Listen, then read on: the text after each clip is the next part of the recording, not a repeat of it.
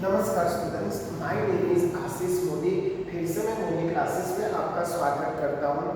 Students, हम आज मिले हैं जो स्टैंडर्ड 10 का इलेक्ट्रिसिटी चैप्टर है, जिसमें बहुत सारा वेटेज भी है और अकॉर्डिंग टू द सीबीएसई हो या जीएसई हो, ये चैप्टर बहुत इंपॉर्टेंट है।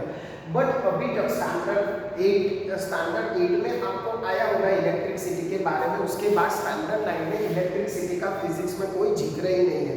डायरेक्ट स्टैंडर्ड 10 का चैप्टर है इलेक्ट्रिसिटी, और इलेक्ट्रिसिटी में ऐसी ऐसी बात की गई है जिन लोगों को साइंस लेना है तो उसके लिए ये बहुत इंपॉर्टेंट चीज है कि व्हाट इज द इलेक्ट्रिसिटी। ठीक है, बट यहाँ हम इंपॉर्टेंट क्वेश्चन जो बोर्ड में पूछे जाते हैं, लोकल स्कूल के एग्जाम में पूछे जाते हैं, ऐसे ऐसे क्वेश्चन हम लोग करेंगे जो हर बार पूछते ही है और आपको ये करना ही है एनी हाउ। ठीक है, तो इसी के लिए हम लोग आज मिले हैं कि कौन कौन से क्वेश्चन किस चैप्टर, क्योंकि आप कोई भी बुक पढ़ लो, बहुत सारा मेंटेन है, बहुत सारा कंटेंट है, बच्चे लास्ट में कंफ्यूज हो जाते हैं कि सर हम किस बुक से करें, क्या पढ़ें।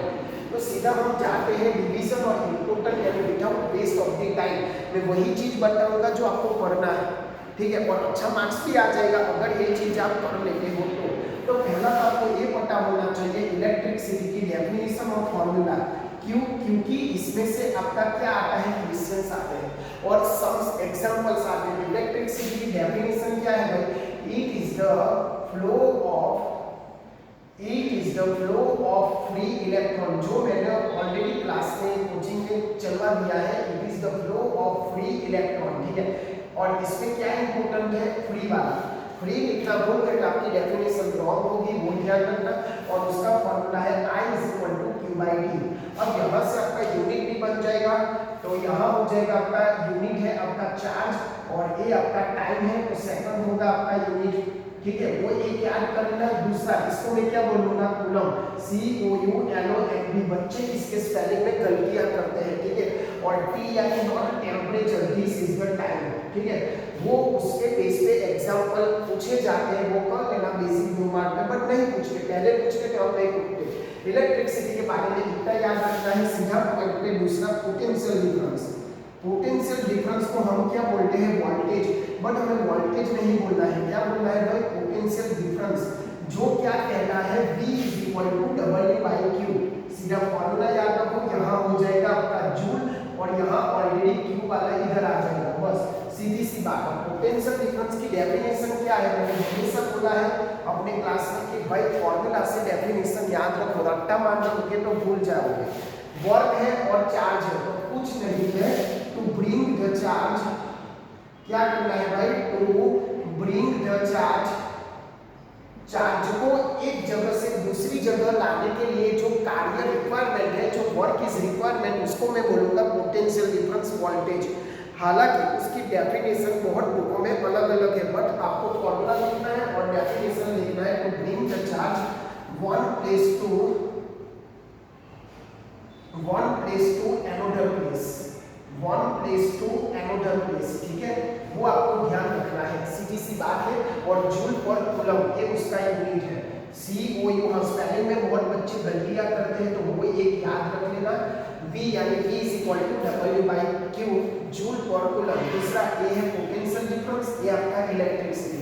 अब इसका जो आविष्कार है वो एम्पियर नाम के साइंटिस्ट ने किया था, इसलिए MCQ में पूछा जाता है कि उसका यूनिट क्या एम्पियर है, क्योंकि फॉर्मूला से बहुत सारे लोग बोलते हैं कि सर एम्पियर कहाँ है, बट उसका डिस्कवर एम्पियर नाम के साइंटिस्ट ने किया था, इसलिए हम लोग बोल सकते हैं कि दिस इज द एम्पियर, उसका यूनिट भी है। ठीक है, इतना समझ में आया। उसके बाद सीधा जाते हैं पोटेंशियल डिफरेंस, जो वोल्टा नाम के साइंटिस्ट ने फाइंड किया था, इसलिए उसको वोल्टेज भी बोलेंगे। तो ये आपका हो गया इलेक्ट्रिसिटी के बारे में, पोटेंशियल डिफरेंस के बारे में, और कुछ है ही नहीं। दूसरा, उसके आधारित आपको वर्क दिया जाएगा, Q आपको फाइंड करना है, V तो 220 ऑलरेडी है, 220 आपके सबके घर में यूज है। तो ऐसे बेसिक से एग्जांपल आपको पूछे जाते हैं लोकल स्कूल एग्जाम में, बोर्ड में ऐसे एग्जांपल नहीं आते क्योंकि बहुत इजी है फ्रॉम द फॉर्मूला। तो 5 मिनट में मैंने ये क्लियर करवा दिया, इलेक्ट्रिसिटी और पोटेंशियल डिफरेंस। दूसरा कुछ आगे जाते हैं, फिर आता है आपकी बुक में सिंबल्स, तो आपको और सिंबल याद करना है। सिंबल कौन कौन सा है भाई, तो पहला है आपको बैटरी में ये ध्यान रखना है, पहला प्लस दूसरा माइनस, मैं यहाँ नाम नहीं लिख रहा हूँ बट आपको बोल रहा हूँ, तो वो आप नोट कर लीजिएगा। ये आपका क्या है, रेजिस्टेंस है, ठीक है। अब रेजिस्टेंस क्या होता है वो हम अगले टॉपिक में देखते हैं। This is the cell. दूसरा, जब आपका सेल का कॉम्बिनेशन पूछा जाएगा तो आपको क्या ध्यान रखना है, बड़ा छोटा ऐसा ध्यान रखना है। यानी सेल कॉम्बिनेशन की रिक्वायरमेंट होती है तब आपको कैसे सिंबल बना देना है वो आपको ध्यान रखना है। यहाँ तो प्लस माइनस कैसा होगा, और यहाँ होगा आपका वेरिएबल रेजिस्टेंस। उसका क्या काम है भाई, अब रेजिस्टेंस का काम क्या है, रेजिस्टेंस का फंक्शन में यहाँ लिख देता हूँ, to prevent the electricity, electricity का रोकने का काम करता है, ठीक है। चलो ये हो गया। सीधा हम जाते हैं कि वोल्ट मेजरमेंट करने के लिए एमीटर, तो एमीटर यानी इलेक्ट्रिसिटी को मेजरमेंट करने के लिए, ठीक है। तो वो आपको एक ध्यान रखना है, सिंपल से ऐसा। और दूसरा गैल्वेनोमीटर, वो क्या करता है भाई, प्रेजेंस और एब्सेंस ऑफ द इलेक्ट्रिसिटी वो मेजरमेंट करता है, ठीक है। तो ये ध्यान रखना, इतने सिंबल आपके लिए इनफ है। दूसरा, वोल्टमीटर सर्किट में कैसे कनेक्ट किया जाता है, पैरेलल में, वो याद रखना, ये पैरेलल में और ये आपका सीरीज में कनेक्शन किया जाता है, तो वो एक ध्यान में रखना, ठीक है। सिंबल है आपके, और रेजिस्टेंस है वेरिएबल रेजिस्टेंस, यानी इलेक्ट्रिसिटी को वेरी करने के लिए हम वेरिएबल रेजिस्टेंस का यूज किया जाता है। पैरेलल कॉम्बिनेशन में वोल्टमीटर, सीरीज एमीटर का क्या काम है वो भी मैंने बता दिया। तो आपको ये पहले एग्जाम पहला जो इलेक्ट्रिसिटी का पहले जो 5 पेज है उसमें इतना करना है। हो गया, टोटल सिंबल भी हो गए। अब सीधा जाते हैं ओम्स लॉ। ओम्स लॉ ज्यादातर एग्जाम में आपको दिखेंगे, ठीक है। तो फटाफट हम जाते हैं आगे, नोट कर लो और स्क्रीनशॉट आप बना लो ताकि आप अच्छे से कर सको, ठीक है। चलो हम लोग अब आगे जाते हैं आपके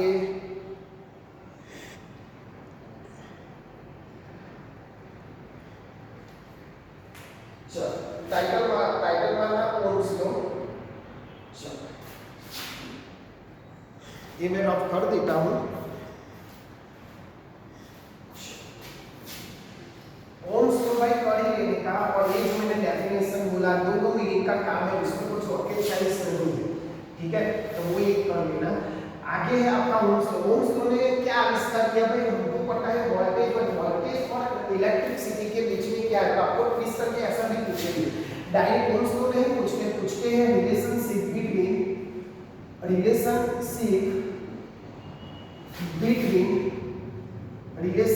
बिटवीन क्या पूछते हैं भाई, रिलेशनशिप बिटवीन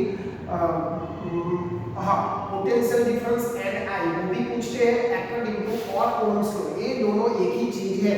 अगर कोई क्वेश्चन में ऐसा पूछे कि relationship direct derive the relationship between potential difference and electricity, तो आप ये ओम्स लॉ ही लिख सकते हैं। ओम्स ने क्या बोला भाई, पहले उसने रीडिंग किया ना तो उसको ऐसा मिला, वोल्टेज यहाँ, करंट यहाँ ऐसा ग्राफ मिला, यानी दोनों बढ़ रहे हैं साथ में। तो फ्रॉम दिस ग्राफ वो बोल सकता है कि मैं जब इलेक्ट्रिसिटी प्रोवाइड कर रहा हूँ तो आपका वोल्टेज भी क्या हो रहा है, इंक्रीज हो रहा है। मतलब इट मींस क्या होता है, potential difference is directly proportional to the electricity. Potential difference is directly proportional to the electricity. हम लोग ये बोल सकते हैं very easy from the graph, but students क्या गलती करते हैं, यहाँ आई ले लेते हैं, यहाँ वोल्टेज ले लेते हैं, it is the total involve.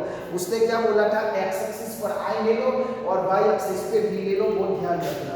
अब यहाँ से आपका स्टेटमेंट बन जाएगा कि हाँ, दूसरी एक बात, यहाँ इन स्पेसिफिक कंडीशन भाई, ऑल कंडीशन में इट इज नॉट कंफर्टेबल। अगर आप अभी मेरी लैब में करोगे तो ये नहीं मिलेगा, क्योंकि वायर किसका लिया था, रेजिस्टेंस कितना रखना है, वो सब कुछ भी इंफॉर्मेशन नहीं है। खाली उसने क्या लिया, इन स्पेसिफिक कंडीशन, उसकी जो कंडीशन थी, इन स्पेसिफिक कंडीशन क्या लिखता है दोस्तों, यहाँ लोग लिख देते हैं voltage is directly proportional to the current. It is wrong, voltage उसने बोला ही नहीं था। वोल्टेज तो हम देसी लैंग्वेज में यूज करते हैं, हमने लिया था पोटेंशियल डिफरेंस। तो आप लिखना मत भूलिएगा, पोटेंशियल डिफरेंस लिखना है।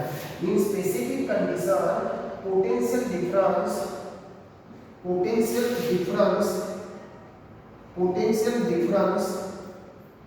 is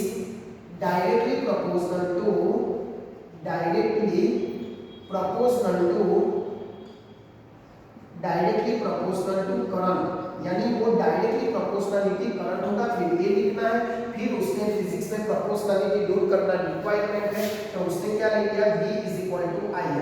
ठीक है। और आर क्या है, रेजिस्टेंस। अब किसने आविष्कार किया था, ओम ने, इसीलिए उसका यूनिट क्या दिया गया, ओम, उसका सिंबल है रेजिस्टेंस का यूनिट ओम है। मैंने सारा यहाँ आइडेंटिफिकेशन कर लिया है कि भाई जब भी कोई वायर में वोल्टेज प्रोड्यूस होगा, वोल्टेज पास होगा, तो उसमें इस वायर का रेजिस्टेंस कुछ ना कुछ होगा जो करंट को रिड्यूस करने में ट्राई करेगा, ठीक है। तो उसने इंट्रोडक्शन दे दिया रेजिस्टर का।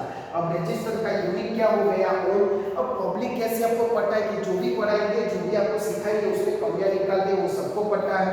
बट हमेशा कि मैं यहाँ बोलता हूँ कि भाई लोगों की कमियां निकालने से पहले अपना डेवलपमेंट करो कि भाई सामने वाले को क्या नीचा दिखाने का, अपने को आगे बढ़ाओ। भाई एक चीज बताना चाहता हूँ कि कई लोग हैं जो क्रॉस चेकिंग करते हैं, अपने ट्यूशन में से जो क्वेश्चन ला देते हैं और पूछते हैं कि सर इसका क्या होगा, वो जानते इसका आंसर तो भी क्रॉस करते कि सर को आता है कि नहीं। बट मैं एक बात बताऊं कि सचिन तेंदुलकर क्या हर मतलब एवरी मैच में क्या सेंचुरी मारता है, नहीं मारता है। कभी कभी 0 पे आउट आ जाता है, कभी कभी 10 पे आउट हो जाता है 20। इसका मतलब उसको क्रिकेट खेलना नहीं आता, ऐसा ही होता है ना आपकी भाषा में। तो भाई हर एक एग्जाम्पल, हर एक confusion on the spot solve नहीं होता, उसके लिए टीचर को भी क्या सोचना पड़ता है। तो आप ये दिमाग में से हटा दो कि भाई टीचर भगवान है, टीचर भी एक आदमी। आप दूसरे क्वेश्चन ला देते हो बाहर से और पूछ लेते हो क्लास में, कोई दिक्कत नहीं है, पूछो, कोई दिक्कत नहीं, पूछो। पर आप उसकी इंसल्ट करने में ट्राई कर रहे हो, वो गलत है। क्योंकि हम जो क्वेश्चन देते हैं और आपके ट्यूशन वाले सर भी सॉल्व नहीं कर पाएंगे। तो एक बात याद रखो भाई, ये चीज कि आप लोग हमेशा अपने बारे में सोचें कि मैं स्टैंडर्ड 10 में अच्छा सा मार्क्स कैसे लगाऊं, ना कि सामने वाली फैकल्टी को नीचा दिखाने के लिए, ठीक है। तो एक बात ध्यान कर लेना, जो ओवर कॉन्फिडेंस में बच्चे चलते हैं ना, मुझे सब कुछ आता है, वो ऐसा करते हैं। बाकी तो मेरे सब बच्चे अच्छे ही है, बट वो एक दो होता है ना एक्सेप्शनल, उसके लिए जो समझने वाले वो समझ ही गए होंगे। तो बाकी की बात में हम बाद में करेंगे, बट इतना इंपॉर्टेंट था रजिस्टर्स में कि क्या रखा गया है। अब पब्लिक ने पूछा कि सर चलो वोल्टेज और आई को मुझे मेजरमेंट करना पड़ेगा, बट दूसरा एक फॉर्मूला भी दिया उसने, R = वेल बाई एरिया। इससे आप क्या मेजर कर सकते हो रेजिस्टेंस किसी भी वायर का, अगर आप उसका लेंथ जानते हो और उसका एरिया जानते हो, ठीक है। तो यहाँ आपका एक क्या है, आपकी मैं यहाँ सारा नाम मेंशन कर देता हूँ। यहाँ आपका रेजिस्टिविटी है, यहाँ आपका रेजिस्टिविटी है, ठीक है, रेजिस्टिविटी है। जो अब रेजिस्टिविटी क्या होती है, हर एक मटेरियल की अलग अलग होती है, ठीक है। अब L यानी आपका लेंथ होगा, ऑलरेडी सबको पता है। दूसरा है आपका एरिया, जो सबको पता है एरिया, उसका यूनिट क्या होता है, मीटर्स में। तो यहाँ से मुझे रेजिस्टिविटी का यूनिट आ रहा है, उसी के लिए खास याद रखना रेजिस्टिविटी का क्या होता है, ρ = RA/L, यानी रेजिस्टेंस को पता है omega × metre square upon metre. तो मीटर तो डेंसिटी सॉरी रेजिस्टिविटी का यूनिट क्या होता है, ओमेगा × मीटर, ठीक है। चलो इतना है बस, और कुछ है नहीं। रेजिस्टिविटी की हर एक मटेरियल की अलग अलग होती है। अब बात करते हैं एग्जांपल सम्स की। कई स्टूडेंट्स पूछते कि सर एग्जांपल कौन सा करें, सम न्यूमेरिकल्स क्या करें।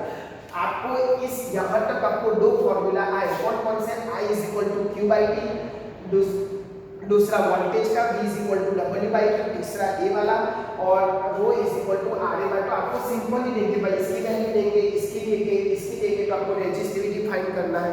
तो ऐसा सिंपल सा एग्जांपल आता है। बट कभी कभी क्या आ जाता है कि लेंथ आप दुगनी करो, डबल करो, ट्रिपल करो, तो what is the effect of resistivity. But उसमें क्या होता है, सीधा आपको L और दूसरे एग्जांपल में 3L रखना है और कुछ है नहीं, ठीक है। और रेजिस्टिविटी L से इनवर्सली प्रोपोर्शनलिटी है, जितनी लेंथ बढ़ेगी ना उतनी रेजिस्टिविटी आपकी डिक्रीज होगी, और रेजिस्टेंस आपका इंक्रीज होगा। तो यहाँ से आप बोल सकते हो कि अगर वायर को मैं लेंथ बढ़ाऊं तो उसका रेजिस्टेंस इंक्रीज होगा, और एरिया, ये भी एक एमसीक्यू के लिए याद रखना भाई, अच्छा क्या याद कराया, R1/A यानी एरिया आपका इंक्रीज होगा तो रेजिस्टेंस आपका डिक्रीज होगा, but R directly proportional to the L, वो एक याद रखना, ठीक है। ये हो गया ओम्स लॉ के रिलेटेड सारी बातें हो गई। अब रेजिस्टेंस फाइंड कर लिया, ठीक है। तो ये स्क्रीनशॉट ले लो या अपनी नोटबुक में कॉपी कर लो। कोई भी डाउट हो तो मेरे चैनल पे ऑलरेडी कई नंबर रखे हैं मैंने, उस पर कॉन्टेक्ट करने की कोशिश करो, ताकि आपको जो डाउट है वो डाउट ना रहे, उसका सॉल्यूशन भी मिले आपको, ठीक है। चलो आगे चलते हो सीधा सीरीज एंड पैरेलल कनेक्शन। वो हर एक एग्जाम्पल में कर ही लेना। कौन सा? Connection of the series. चलो कनेक्शन ऑफ द रेजिस्टेंस फटाफट चालू करते हैं वो। आई थिंक इसका ये आपको डाउट सॉल्व हो गया होगा और क्लियर भी हो गया होगा कि कैसे करना है। चलो फटाफट। अब रेजिस्टर से ना दो कनेक्शन में किया जाता है, series and parallel. First of all मैं यहाँ डिफरेंस ही लिखूंगा ताकि आपको ज़्यादा से ज़्यादा समझ में आ जाए और अच्छे से समझ में आ जाए। मैं यहाँ ये ड्रॉ कर देता हूँ ताकि पूरा कंटेंट आ जाए मेरा एक ही स्लाइड में। यहाँ हो जाएगा आपका series and parallel, resistance in series connection और रेजिस्टेंस इन पैरेलल कनेक्शन। अगर आपको इंडिविजुअली पूछे तो भी लिखोगे तो चलेगा, डिफरेंस पूछे तो भी चलेगा और डिफरेंस खास कर लेना। सीरीज एंड पैरेलल, ठीक है। अब सीरीज में क्या होता है? सीरीज की पहले जान लें कि फिगर क्या होती है। सीरीज में सारे रेजिस्टेंस एक ही लाइन में होते हैं। सीरीज में सारे रेजिस्टेंस तो पहले तो फिगर उसका डिफरेंस होगा R1 R2 R3, ठीक है। तो ये समझ एक गौर से समझ लेना भाई, दोनों को इसे थोड़ा डिटेल में समझाना चाहता हूँ ताकि आपको कुछ कंफ्यूजन ना रहे। और जल्दबाजी में ये जो बैटरी की लाइन है वो सेम मत कर देना है, बड़ी करना है एक छोटी करना है, ठीक है। चलो R1 R2 एंड R3 हो गया। पैरेलल में कैसे होता है वो सबको पता होना चाहिए, ऐसे ऐसे और ऐसे, ठीक है। तो ऐसे आपको करना है, यहाँ बैटरी कनेक्ट कर दो, ये आपका हुआ कनेक्शन। यहाँ R1 R2 एंड R3, यहाँ चारों तरफ आपका करंट होगा I1 I2 I3। यहाँ क्या सेम है क्या नहीं है वो मैं अभी एक्सप्लेन कर रहा हूँ। पहले ये समझ लो कि इसमें फिगर कैसी होती है और जो पैरेलल कनेक्शन होता है उसमें फिगर कैसे होती है, ठीक है। तो वो एक समझ लो आप कि सीरीज में फिगर कैसी होती है, पैरेलल में। देखो भाई सीरीज में सारे रेजिस्टेंस एक ही लाइन में होंगे और जो रेजिस्टेंस है वो एक दूसरे के पैरेलल होंगे। पैरेलल यानी ट्रेन के पार्टनर की जगह। दूसरा उसमें क्या होता है, एवरी रेजिस्टर्स यानी R1 ले लो, R2 ले लो, R3 ले लो, आपका करंट कैसा रहेगा IC। आप एग्जाम में कैसे लिखोगे, every resistance of the same electricity. यहाँ पूरा नहीं लिखूंगा, आप मुझे समझदार तो होंगे। यहाँ क्या होगा, करंट अलग अलग होगा, यानी I1 not equal to I2 not equal to I3, ऐसा भी लिख सकते हैं। यहाँ IC यानी I1 is equal to I2 is equal to I3, ऐसा भी लिख सकते हो, जैसे आपको कंफर्टेबल है। एकदम इजी लैंग्वेज में बता रहा हूँ। तीसरा डिफरेंस यहाँ क्या होगा भाई, जो R1 है, R2 है, R3 है, उसमें क्या सेम नहीं होगा, voltage are not same. Voltage यानी पोटेंशियल डिफरेंस नॉट सेम, यानी मैं यहाँ लिख सकता हूँ V1 not equal to V2 not equal to V3, ऐसा लिख सकता हूँ। तीसरे पॉइंट में यहाँ ऐसा लिख सकता हूँ, वोल्टेज यहाँ दोनों तीनों जितने भी रेजिस्टेंस है आपके सर्किट में वोल्टेज आर सेम। इतना समझ में आया भाई? पहले तो सर्किट समझ लो, डायग्राम समझ लो, R1 R2 R3, इसमें I1 I2 I3 है, कैसे क्या है, कौन सी कंडीशन है वो समझ लो। दूसरी चीज यहाँ हम जो ओम्स लॉ है वो यहाँ डिराइव करने के अब स्टार्ट करेंगे ताकि वो डिफरेंस पूछे या इंडिविजुअली पूछे आपको समझ में आ जाएगा। आपको पता है what is Ohm's law. Ohm's law क्या होता है कि V directly proportional to the IR। तो यहाँ मेरा फॉर्मूला देखो, एक ट्रिक बताता हूँ। V directly V is equal to IR, ठीक है। तो मेरा R यहाँ क्या होगा, R is equal to V by I। अगर मेरा V बाई I तो उसकी जगह मैं R लिख सकता हूँ। क्लियर है? चलो तो यहाँ में और इसमें सेम टू सेम दोनों में ओम्स लॉ है। तो हमारा जो रेजिस्टेंस का फॉर्मूला है वो क्या है, R is equal to R1 plus R2 plus R3। वो कैसे आएगा और यहाँ 1/R1 वो अभी डिराइव करके बताता हूँ। देखो भाई यहाँ क्या होता है, आपका वोल्टेज नॉट सेम होता है, तो क्या मैं ऐसा लिख सकता हूँ V is equal to V1 plus V2 plus V3 लिख सकता हूँ ऐसा। क्लियर? अब यहाँ V की जगह क्या रख सकता हूँ, IR। V1 की जगह क्या रख सकता हूँ, IR1 plus IR2 plus IR3 लिख सकता हूँ। अब यहाँ से I में कॉमन ले लूँगा, I चला गया, तो बाकी क्या बचा है, I is equal to R1 plus R2 plus R3। खत्म। क्या उसमें रॉकेट साइंस से सीधा हो गया, क्योंकि वोल्टेज सेम नहीं था ना यहाँ, इसीलिए। अब यहाँ पर सेम नहीं है, इलेक्ट्रिसिटी सेम नहीं है, तो मैं ये कर लेता हूँ, ठीक है। तो I is equal to I1 plus I2 plus I3 कर सकता हूँ भाई, सिंपल। तो यहाँ I की जगह में क्या रख सकता हूँ, V by I। V by R V1 by sorry V by R1 plus V by R2 plus V by R3 कर सकता हूँ। वोल्टेज को कट कर लो तो मुझे फाइनल इक्वेशन क्या मिला 1/R1 plus 1/R2 plus 1/R3 खत्म। ये आपका हुआ फॉर्मूला पैरेलल का और ये आपका सीरीज का। ये हुआ पूरा डेरिवेशन भी हो गया, डिफरेंस पूछे वो भी हो गया और इंडिविजुअली कोई भी एमसीक्यू में पूछिए, खास एमसीक्यू के लिए जो 2 पॉइंट मैंने लिखे ना वो खास एमसीक्यू के लिए कर लेना क्योंकि वो बहुत इंपॉर्टेंट चीज है। ठीक है, अब लास्ट पॉइंट है कि जिसमें और भी सारे पॉइंट है जो आप लिख सकते हैं थोड़ा अच्छा लिखाने के लिए कि भाई क्या लिखा सकते हो यहाँ कि यहाँ जो रेजिस्टेंस की वैल्यू होगी ना, रेजिस्टेंस आर मोर, रेजिस्टेंस की वैल्यू कैसी होगी, रेजिस्टेंस वैल्यू कैसी होगी यहाँ बिग मिलेगी, स्मॉल मिलेगी और यहाँ क्या मिलेगी, रेजिस्टेंस की वैल्यू स्मॉल मिलेगी। रेजिस्टेंस की वैल्यू कैसी मिलेगी, रेजिस्टेंस की वैल्यू स्मॉल मिलेगी, ध्यान रखना। तो हमारे घरों में एक दूसरा आपको पूछा जाएगा कि क्यों हमारे घर में कौन सा कनेक्शन होता है तो क्यों, तो आपको ध्यान रखना है हमारे घरों में पैरेलल कनेक्शन होता है क्योंकि पैरेलल में कैसा है, पैरेलल में कैसा है, मैं पॉइंट लिख देता हूँ। एक चीज बिगड़ेगी तो दूसरी चलेगी, पैरेलल में अगर एक बिगड़ेगी तो दूसरी चलेगी, ये चलेगी। इसीलिए तो यहाँ आप लिख सकते हो if one substance is damaged or not working, if one substance या इलेक्ट्रिकल इंस्ट्रूमेंट भी लिख सकते हो, if one instrument is not working then others are working, ऐसा लिख सकते हो, others are working लिख सकते हो भाई, कोई दिक्कत नहीं है।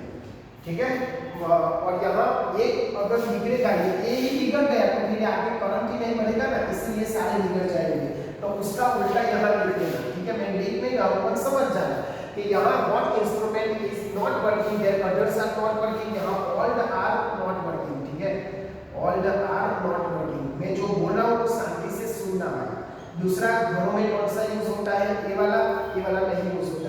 ये पूरा मैंने डिफरेंस भी समझा दिया, डेरिवेशन भी समझा दिया, इतना करना है सीरीज और पैरेलल के कनेक्शन में। ठीक है, तो यहाँ एक चीज इंपॉर्टेंट, डेरिवेशन भी आता है और बहुत सारी सर्किट भी आता है जिसको आपको सॉल्व करना है। मैं एक दो बता देता हूँ ताकि आपको क्या कॉन्फिडेंस आ जाए।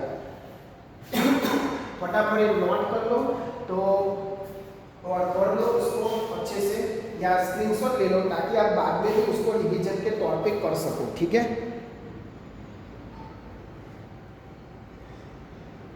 चलो तो आगे चलते हैं हम लोग उसके थोड़े एग्जाम। ठीक है, पहले वो कर लेते हैं पावर वाला और हीट एप्लीकेशन, और चैप्टर खत्म ही है और कुछ है नहीं। चलो फटाफट आगे देख लेते हैं।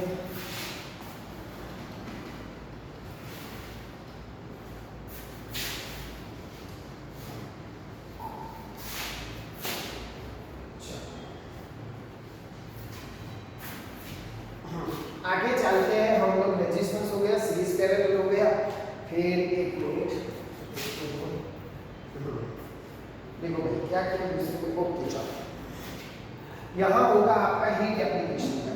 हाँ, उससे भी एक एमसीक्यू आता है, ढंग से कर लेना क्योंकि बोर्ड में 16 एमसीक्यू है, वो आपको पता होगा। उसका फॉर्मूला पे जाता हूँ I2R सीधा, T यानी आपके टाइम है, रेजिस्टेंस यानी आपने किस टाइप का मटेरियल लिया है वो रेजिस्टिविटी पे डिपेंड करेगा, और ये आपका इलेक्ट्रिसिटी, आप कितने टाइम के लिए वो यूज करोगे इलेक्ट्रिसिटी।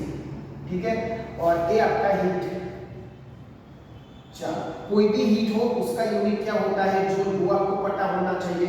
और जब भी कोई वायर में से करंट आप पास करते हो हीट प्रोड्यूस होते हैं, कोई भी रोड हो कोई भी मटेरियल हो उसमें रेजिस्टेंस के कारण, और वही हीट का एप्लीकेशन। हमें एप्लीकेशन इस चैप्टर में पढ़ना है, एप्लीकेशन बहुत सारी है उसकी, बट यहाँ आपको एक आयरन खास जो हर रोज घर में यूज करते हैं, हीटर है वो जो मूवेबल वाला हीटर है वो भी यूज करते हैं, टोस्टर है, इलेक्ट्रिक टोस्टर होता है, वो भी बहुत सारी चीज होती है। दूसरा फ्यूज जो हमने कल के लाइन में पढ़ा था, क्या पढ़ा था, मैग्नेटिक फील्ड वाला फ्यूज जो क्या है आपके सर्किट को ब्रेक डाउन करता है, और पूछा जाता है फुल फॉर्म ऑफ एमसीबी। तो एमसीबी का फुल फॉर्म क्या है वो एक कर लेना, वो भी हीट एप्लीकेशन है। एमसीबी यानी miniature circuit breaker, miniature circuit breaker, circuit को ब्रेक करने वाला। तो ये सारी एक्सेट्रा सारी एप्लीकेशन आपकी किसकी है भाई, हीट एप्लीकेशन है। दूसरा और कुछ है नहीं इसमें। रेजिस्टेंस का यूनिट आपको पता है, टाइम सेकंड, इलेक्ट्रिसिटी एम्पीयर, खत्म। और लास्ट टॉपिक है आपका पावर। तो पावर का फॉर्मूला क्या है, power is equal to work upon time, कितने टाइम में कितना वर्क होगा, rate of the work upon time, इसको मैं बोलूंगा पावर। वो फाइंड किया था वॉट ने, इसीलिए वॉट भी बोला जाता है और जूल पर सेकंड भी बोला जाता है, दोनों यूनिट आपके सेम है। दूसरा यहाँ कुछ है आपके क्वेश्चन जहाँ 1 किलोवाट आवर यानी कितना जूल, तो याद रखना उसमें भी है 3.6 × 10⁶ जूल, ऐसा कुछ है। तो वो आप ध्यान से याद कर लेना कि उसकी पावर के एग्जांपल आते हैं और आपके बुक में भी है, ठीक है। वो एक चीज कर लेना पावर वाला। दूसरी चीज यहाँ हम लोग अब एग्जांपल इल्यूस्ट्रेशन की बात करेंगे कि कौन सी बस इतनी थियरी है आपकी इलेक्ट्रिसिटी में, और कुछ है नहीं, ठीक है। इतनी थियरी आप कर लेना। मैंने 25 मिनट में सारा थियरी पोर्शन कवर कर लिया। उसमें सबसे इम्पोर्टेंट टॉपिक कौन सा है, ओम्स लॉ एंड उसका डेरिवेशन, जो मैंने अभी डिराइवेशन किया ना, डिफरेंशिएशन, वो वाला, वो सबसे इम्पोर्टेंट है। रेजिस्टेंस इन सीरीज पैरेलल का डिफरेंस, ये बहुत इंपॉर्टेंट है, वो कर लेना। अब मैं सीधा सा जाता हूँ एग्जाम्पल में कि क्या क्या एग्जाम्पल उसमें से पूछे जाते हैं। देखो भाई, एग्जाम्पल में पैरेलल कनेक्शन कैसे आप आइडेंटिफाई करोगे। सपोज कि मेरा कुछ ऐसा है, ठीक है, यहाँ एक रेजिस्टर दिया गया है, एक ऐसा रेजिस्टर दिया गया है, एक ऐसा रेजिस्टर दिया गया है, और यहाँ बैटरी, ठीक है, ऐसा कुछ दिया गया। तो आप कैसे आइडेंटिफाई करोगे भाई, देखो यहाँ से बैटरी का करंट देखो, इधर रहा और इधर रहा। अब यहाँ मैंने बोला था पैरेलल में कैसे पता चलेगा, जब आपकी करंट की डायरेक्शन बदल दी जाएगी ना, ये करंट की डायरेक्शन आपकी चेंज होगी। अगर आपकी करंट की डायरेक्शन चेंज होगी तो वो पैरेलल है, बट करंट की डायरेक्शन सेम नहीं होती है तो this is not parallel, it is series connection. वो कॉन्सेप्ट कोई भी सर्किट आए तो वो एक ध्यान से कर लेना। देखो यहाँ आपका I, यहाँ आपका I है, ठीक है, यहाँ I1 I2, इधर देखो कोई डायरेक्शन, हाँ अगर यहाँ कुछ होता ना तो आपकी डायरेक्शन चेंज होगी, बट यहाँ कुछ भी मैंने नहीं दिया है तो I2 ही यहाँ I2 होगा, और यहाँ मिल जाएगा दोनों I = I1 + I2। समझ में आया। तो ये I2 I2 क्या है, सीरीज कनेक्शन है। अगर आपका 2 ओमेगा है, यहाँ 3 ओमेगा है और यहाँ 5 ओमेगा है, तो क्या करोगे, उसका जो इक्विवेलेंट रेजिस्टेंस है, वोल्टेज मैंने दे दिया, चलो ना 12 वोल्ट की बैटरी रखा है, आपको क्या फाइंड करना है, इलेक्ट्रिसिटी I फाइंड करना है। तो वेरी इजी आप कर सकोगे अगर आप कैपेबल हो कि भाई which type of the connection here, series या पैरेलल, तो आप इजीली ये कर सकते हो, कोई दिक्कत नहीं होगी। देख लो भाई, यहाँ मैंने बोला I2 and A वाला बराबर है, I2 and I3 ले लेता हूँ, ठीक है, I2 and I3 दोनों एक ही डायरेक्शन वाला है, तो I2 = I3, तो दोनों सीरीज में होंगे। तो उसको मैं मॉडिफिकेशन करके क्या बना लेता हूँ, देखो भाई, ये आपका यहाँ से ये ओरिजिनल वाला जो बैटरी वाला से साथ जुड़ा है, 12 वोल्ट की बैटरी है ना, ओके 12 वोल्ट, और यहाँ आपका 5 ओम का रेजिस्टेंस है। ये मैंने कर लिया सीधा आपका 2 + 3 यानी ये होगा आपका 5 होगा, ठीक है। तो ये कर लेना, यहाँ I1 और यहाँ आपका I2 होगा, सिंपल। क्यों भाई, ये सीरीज था इसलिए मैंने उसका एडिशन कर लिया। अब देखो ये पैरेलल है, डायरेक्शन आपकी अलग अलग है, तो क्या होगा, पैरेलल है तो 1/R = 1/5 + 1/5 कर सकता हूँ, और आपको एलसीएम आना पड़ेगा। कई सारे बच्चों क्या है एलसीएम भी नहीं आता, तो वो यहाँ क्लियर करना पड़ेगा, इतना तो आपको करना पड़ेगा। चलो 1/R = 2/5 यानी आपका जो इक्विवेलेंट रेजिस्टेंस है वो 5/2 मिला। और यूनिट लिखना मत भूलना, मैं अभी भी बोल रहा हूँ, कोई भी एग्जाम हो, कोई भी स्कूल का बच्चा हो, बोर्ड का हो, किसी भी स्कूल का हो, यूनिट लिखना फिजिक्स में मत भूलना, और जो भी फिगर से वो पेंसिल के साथ ड्रॉ करना। चलो दूसरी एक बार हमें क्या फाइंड करना है, I, तो सीधा हम जाते हैं V = IR। तो वोल्ट आपका कितना है, 12 वोल्ट है। I आपको फाइंड करना है, और रेजिस्टेंस मिला 5/2, आराम से कर सकते हो सिंपलीफिकेशन करके। तो I = 12 × 2 / 5 यानी I = 24/5 एम्पीयर। खत्म। 18 मार्क वाला एग्जांपल पूछा जा सकता है, ठीक है, ध्यान से कर लेना। दूसरी एक बात, यहाँ ऐसा नहीं जरूरी कि यही सर्किट है, आपको मैंने क्या बताया, आइडेंटिफाई करो,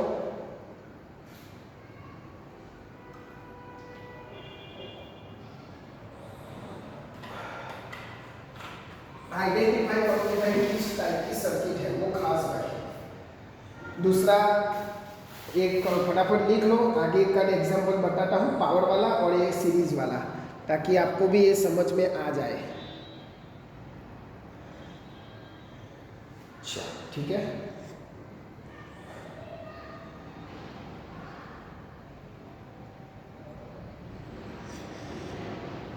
चलो आगे चलते हैं हम लोग, जिसमें मैं ये बता दे रहा हूँ आपको जो इम्पोर्टेंट है, एग्जाम में क्वेश्चन आता है।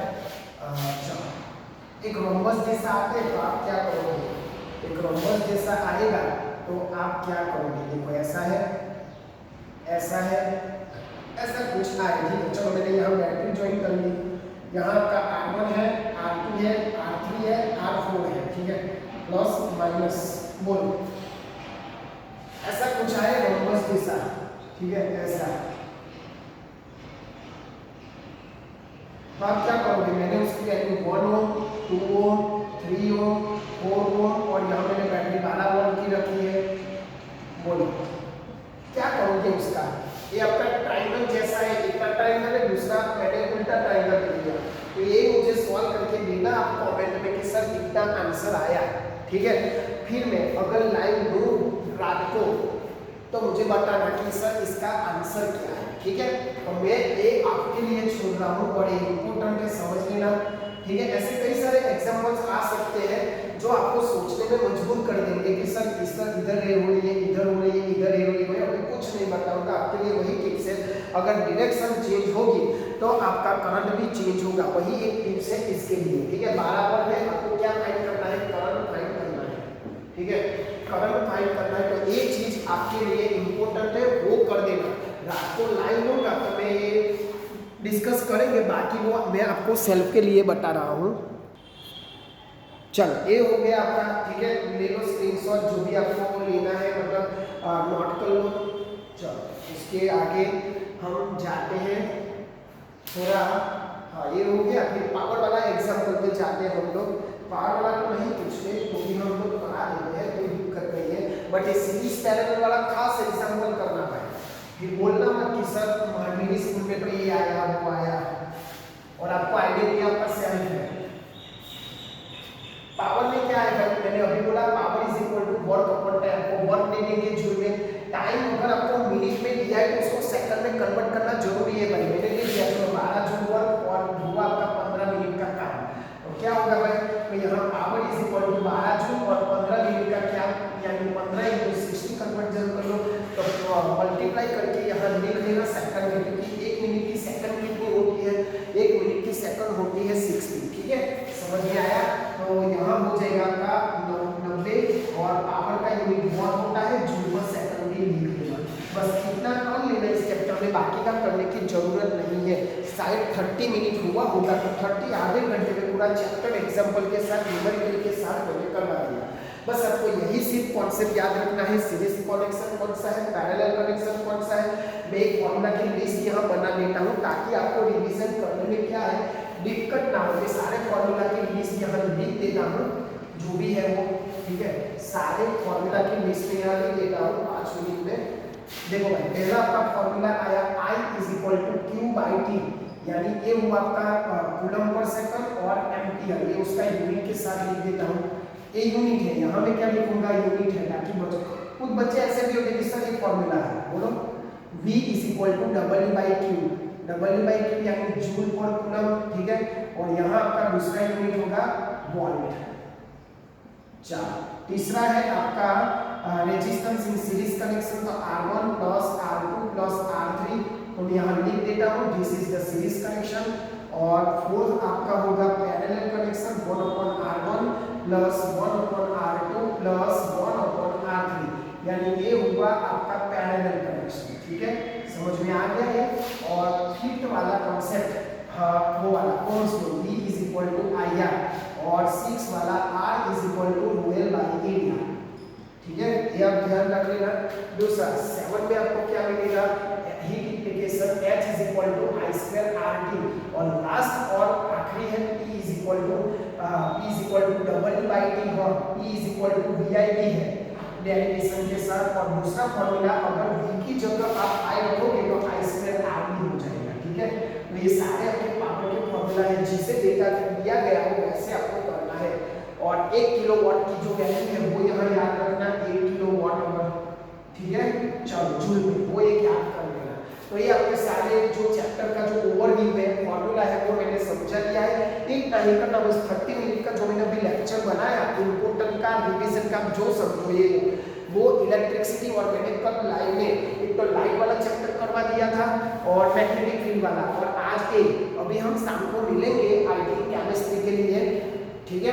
तो वो तब तक ये सब कर लेना, और जो मैंने एग्जांपल दिया वो सेल के लिए वो कर देना, ताकि हम लोग उसके डिस्कस कर सकें।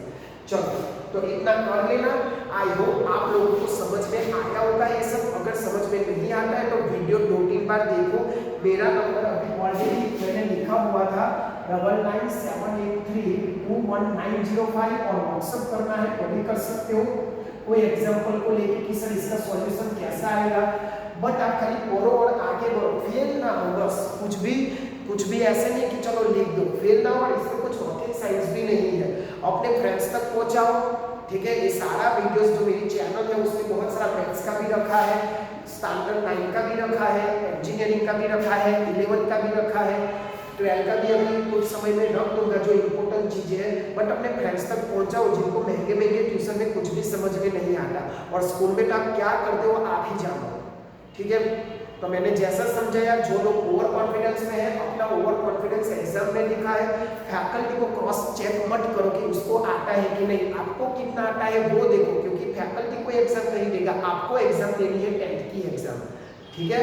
तो वो अपने दिल में रखना ये सब बातें, और पढ़ने लग जाना, अपने फ्रेंड्स तक पहुंचाओ, लाइक करो और शेयर करो, ठीक है। और हर बार की तरह मैं ऐसा ही बोलूंगा, आप ऐसा काम करो कि दुनिया करना चाहे आपके जैसा। जय हिंद, जय भारत।